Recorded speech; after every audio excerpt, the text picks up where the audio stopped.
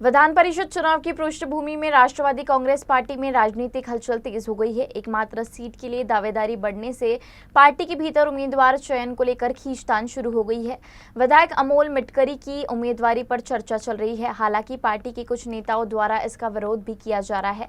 अंतिम निर्णय राष्ट्रीय अध्यक्ष सुनेत्रा पवार के हाथों में होगा। मिटकरी ने पार्टी नेतृत्व पर भरोसा जताते हुए कहा कि यदि पार्टी उन्हें मौका देती है तो वे स्वीकार करेंगे, अन्यथा पार्टी कार्य में लगे रहेंगे। माझं नाव चर्चेत मी तरी ऐकलेलं नाही. तुम्ही पत्रकार लोक सांगताय. रस्सीखेच करण्याचा प्रयत्न नाही. उलट माझ्याच जिल्ह्यातले काही लोक याला आमदार करू नका असं मला असं वाटते. काल एक शिष्टमंडळ भेटलं आणि बरेच लोक याला आमदार करा म्हणजे त्या लोकांना ज्यांची ती लोक असतील असं काही लोक भेटतायत. माझ्या बाबतीत ते उलट आहे. पण जी लोक आता भेटत असतील, बार्गेनिंग करत असतील, कोणाला दादांनी शब्द दिला असेल, ह्या सगळ्या गोष्टीचं कारण जागा एक आहे आणि मागणारे 150 आहेत. आणि त्यामुळं राष्ट्रीय अध्यक्ष सुनेत्रा वहिनी ह्या अंतिम निर्णय घेणार आहेत.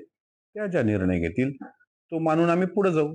योग्य वाटलं तर जाईल. नाही पक्षाला योग्य वाटलं तर मी माझं काम सुरू राहील पक्षासाठी.